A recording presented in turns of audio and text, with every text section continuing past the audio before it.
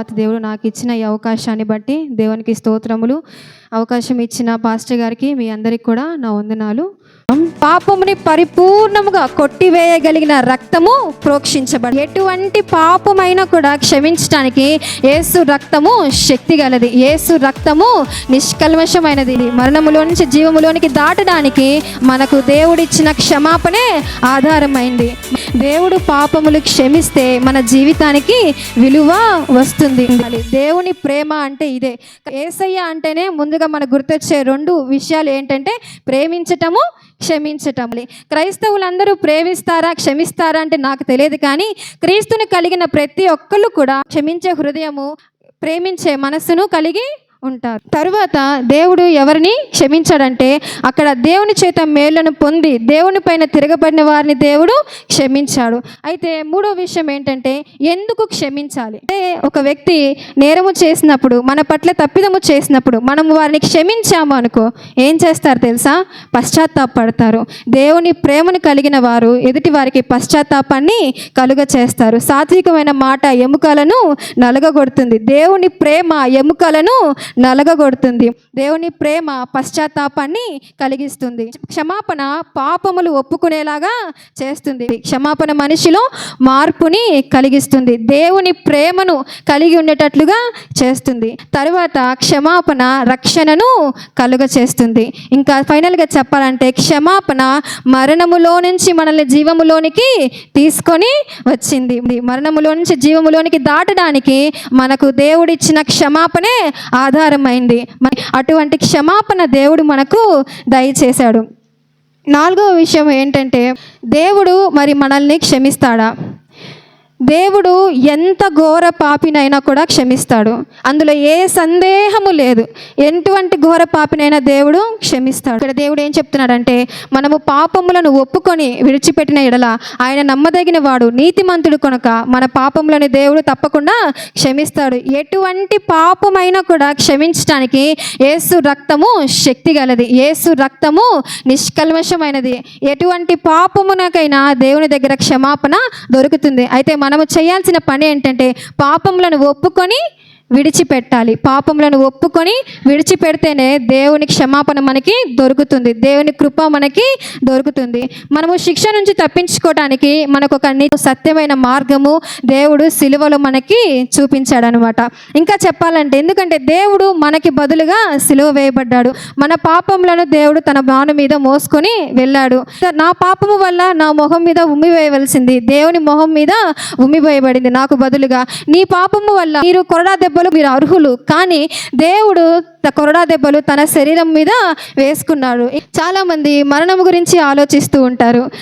కొంతమందికి మరణ భయము ఉంటుందన్నమాట. లేదు, దేవుడు మన కొరకే ఆయన మరణించాడు. మనము మరణ భయము నుంచి మనము విడుదల పొందాలి. ఎందుకంటే మన కొరకు ఆల్రెడీ దేవుడు మరణించాడు.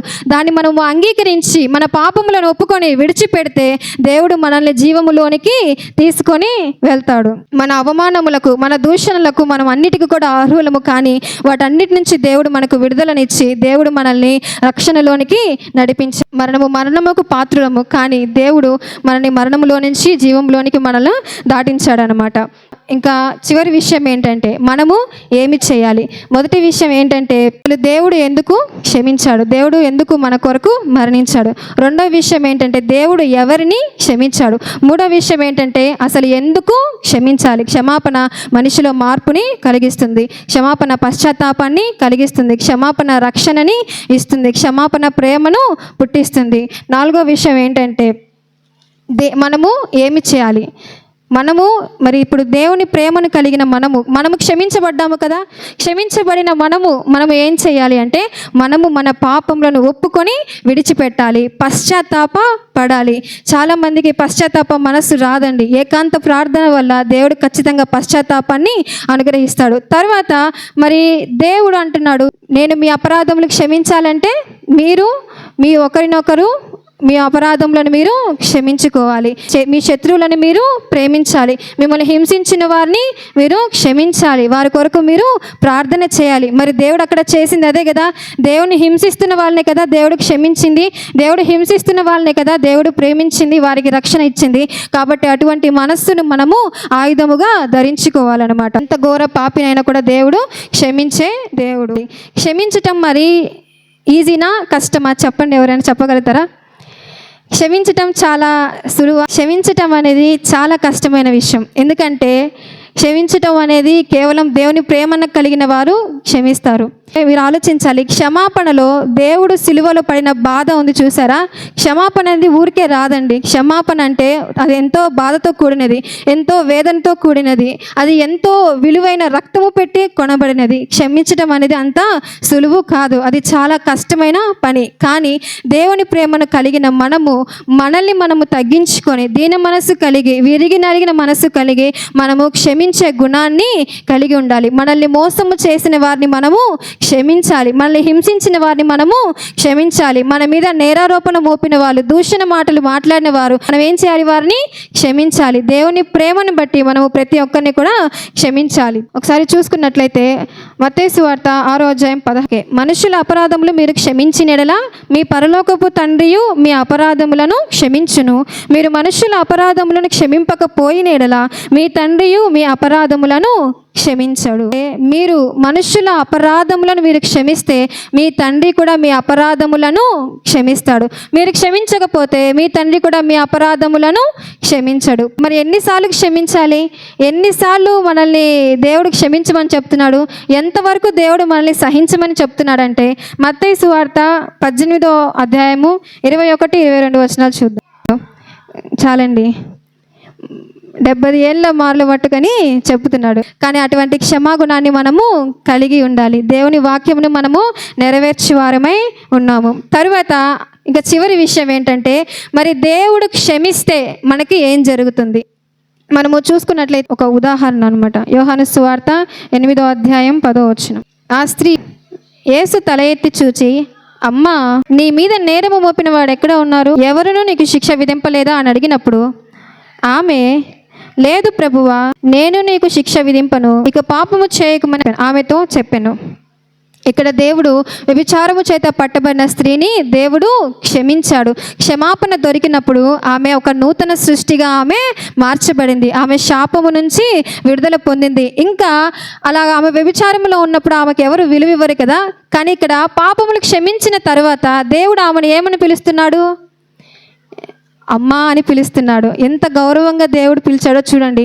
దేవుడు పాపములు క్షమిస్తే మన జీవితానికి విలువ వస్తుంది. మన జీవితానికి విలువ రావాలంటే దేవుడు మన పాపములను క్షమించాలి. తప్పకుండా మనము పాపములని దేవుని దగ్గర ఒప్పుకోవాలి. తరువాత మత్తయి సువార్త 9వ అధ్యాయం 2వ వచనం చూడదాం. ఇదిగో జనులు పక్షవాయుతో మంచము పట్టి ఉన్న యేసు వారి విశ్వాసమును చూచి, కుమారుడా, ధైర్యముగా ఉండుము, నీ పాపములు క్షమింపబడి ఉన్నవని పక్షవాయువు గలవానితో చెప్పాను. చాలండి. ఇక్కడ దేవుడు ఏం చేస్తాడంటే, పక్షవాయువు గలవాడు దేవుని దగ్గరికి స్వస్థత కొరకు వచ్చినప్పుడు దేవుడు ఏం చెప్పాడంటే, మొదటిగా నీ పాపములు క్షమించబడి ఉన్నవి. దేవుడు పాపములు క్షమిస్తే ఏం కలుగుతుంది? ఇక్కడ స్వస్థత కలుగుచున్నది. ఇక్కడ ఇతను కూడా నూతన సృష్టిగా మార్చబడ్డాడు. తన పక్షవాయువుతో ఉన్న ఆ జీవితాన్ని దేవుడు తనకి విడుదలను అనుగ్రహించాడు. దేవుడు క్షమిస్తే మనకి స్వస్థత కలుగుతున్నది. దేవుడు క్షమిస్తే మన జీవితానికి విలువ కలుగుతున్నది. ఇంకా దేవుడు అంటాడు, హెబ్రీలకు రాసిన పత్రిక 8వ అధ్యాయము 12వ వచనం చదువుకుందాం. నేను వారి దోషముల విషయమై దయ కలిగి వారి పాపములను ఇక ఎన్నడూ జ్ఞాపకము చేసుకొనను అని ప్రభు సెలవిచ్చున్నాడు. చాలండి. దేవుడు ఏం చేస్తాడంటే, పాపములను క్షమించిన తరువాత, అది ఎంతటి పాపమైనా పర్వాలేదు, కానీ పాపములు క్షమించిన తరువాత దేవుడు వాటిని అన్నిటికీ జ్ఞాపకము చేసుకొనడు. మనుషులు జ్ఞాపకం చేసుకుంటారు, ఎందుకంటే మనుషుల బుద్ధి అలాంటిది. కానీ దేవుడు మాత్రం ఎన్నటికీ జ్ఞాపకము చేసుకొనడు. దేవుడు పాపములు క్షమించిన తర్వాత జ్ఞాపకము చేసుకొనడు. కాబట్టే చాలామంది దొంగలు రక్షించబడ్డారు, చాలామంది నరహంతకులు రక్షించబడ్డారు. రక్షించబడ్డారు. చాలామంది వ్యభిచారులు రక్షించబడ్డారు, అబద్ధికులు మార్చబడ్డారు, లంచగొండులు మార్చబడ్డారు. దేవుడు పాపములు క్షమించడం వల్ల దేవుడు ప్రతి ఒక్కరిని కూడా ఒక నూతన సృష్టిగా దేవుడు మారుస్తున్నాడు. కాబట్టి దేవుడు మనల్ని కూడా ఒక నూతన సృష్టిగా మార్చాలి అంటే మన పాపములు క్షమించబడాలి. దేవుడు మన పాపములను క్షమించడానికి ఎప్పుడూ సిద్ధముగానే ఉంటాడు. కానీ మనము చేయాల్సిన పని ఏంటంటే మన హృదయం యొక్క కఠినత్వాన్ని మనం కరిగించుకొని దేవుని యొక్క శిలువ యొద్దకు మనం వెళ్ళి మన పాపములని మనము ఒప్పుకోవాలి. నీ పాపం ఏంటో నీకు తెలుసు, నా పాపం ఏంటో నాకు తెలుసు. ఎవరిది వారి మనస్సాక్షికి తెలుస్తుంది, దేవునికి కూడా తెలుసు. కానీ దేవుడు క్షమించాలంటే ముందుగా నీ పాపములను నువ్వు ఒప్పుకోవాలి. ఆ పాపమును ఒప్పుకుంటేనే ఈ శిలువ త్యాగానికి అర్థము ఉంటుంది. చాలాసార్లు నేను కూడా అవి చూస్తున్నప్పుడు ఇంత భయంకరంగా నా దేవుణ్ణి కొట్టారా, ఇంత భయంకరంగా నా దేవునికి సిలువ వేశారా, నా దేవుడు ఏ తప్పు చేయలేదే, ఏ పాపము చేయలేదే, కొరడాలతో కొట్టారా, అయినా వాళ్ళకి అంత రక్తము కారుతున్న జాలి కలగలేదా అని నేను ఆలోచించేదాన్ని. కానీ తర్వాత నేను గ్రహించిన విషయం ఏంటంటే నేనే సిలువకి దేవుణ్ణి అప్పగించాను. అక్కడ కొడుతున్న వాళ్ళు కొరడాలతో కొడుతున్నారు, హింసిస్తున్నారు. కానీ మనము చేస్తున్న పాపము దేవునికి ఎంతో దుఃఖాన్ని కలిగిస్తుంది. ఎందుకంటే దేవునికి ఎందుకు దుఃఖాన్ని కలిగిస్తుంది మన పాపము? మనము నశించిపోతున్నామని దేవునికి దుఃఖము, మనము పాపము, శాపము, అంధకారము, అనారోగ్యములో ఉన్నామని దేవునికి దుఃఖము. కాబట్టి మనము పాపము నుంచి విడుదల పొందాలి. దేవుడు క్షమించటానికి ఎప్పుడు కూడా సిద్ధముగానే ఉన్నారు. చాలామంది కఠినమైన మనస్సులు ఉన్నారండి. అంటే పాపములను ఒప్పుకొనలేరు, విడిచిపెట్టలేరు. దేవుని కృపకు వాళ్ళు చాలా దూరముగా ఉంటారు.